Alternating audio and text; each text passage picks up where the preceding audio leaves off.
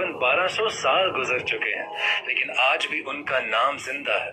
और आपको बताऊं कि ना ही वो कोई शहजादी थी, ना ही वो कोई मलिका थी, और ना ही वो कोई इतनी खूबसूरत थी, और ना ही वो खानदानी थी, बल्कि औरत होने के लिहाज से हर ऐब उनमें मौजूद था।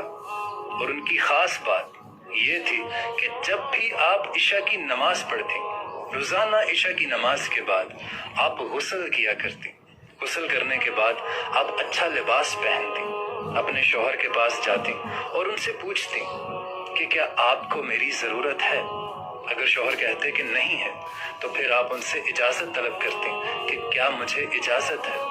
शौहर उनकी इजाजत दे देते और फिर वो ऐसे मुसल्ले पर खड़ी हो जाती कि फजर भी उसी मुसल्ले पर होती। उनके खामद बीमार रहते थे और उनके खामद बीमारी की वजह से जल्दी वफात पा गए, तो आप जवानी में ही बेवा हो गई। लेकिन दोस्तों, उस वक्त के इमाम, बसरा के इमाम हजरत हसन बसरी रहमतुल्लाह अलैह खुद चलकर उनके घर तशरीफ लाए, खुद चलकर आए और उन्हें शादी की पेशकश की। और वो खुद चलकर इसलिए आए थे, उन्हें कोई शादी का शौक नहीं था, बल्कि राबिया बसरी तो औलाद के काबिल नहीं थी।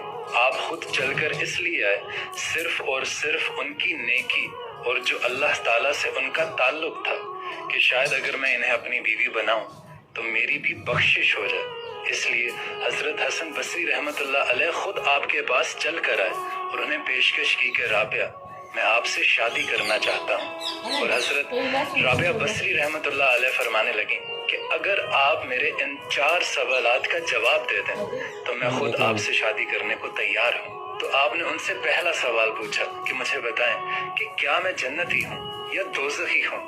तो हजरत हसन बसरी रहमतुल्लाह अलैह फरमाने लगे कि इसके बारे में तो मैं कुछ नहीं बता सकता।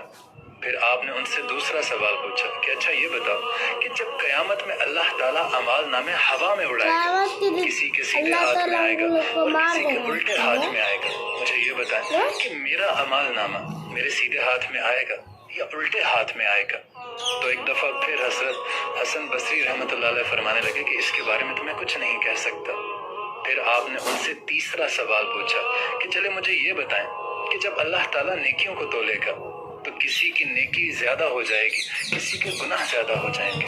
आप मुझे बताइए, क्या मेरी नेकियां ज्यादा होंगी या मेरे गुनाह ज्यादा हो जाएंगे। और एक दफा फिर हजरत हसन बसरी रहमतुल्लाह अलैह उनसे फरमाने लगे कि इसके बारे में भी मैं कुछ नहीं बता सकता। फिर आपने उनसे आखिरी सवाल पूछा कि जब लोग पुल सिरात से गुजर रहे होंगे, कुछ लोग उसमें गिर जाएंगे, जहन्नम में गिर जाएंगे, कुछ लोग उसे क्रॉस कर लेंगे, क्या मुझे बता सकते हैं क्या मैं पुल सिरात पार कर लूंगी या मैं जहन्नम में गिर जाऊंगी। तो हजरत हसन बसरी रहमतुल्लाह अलैह फिर फरमाने लगे कि इसके बारे में मैं कुछ नहीं बता सकता।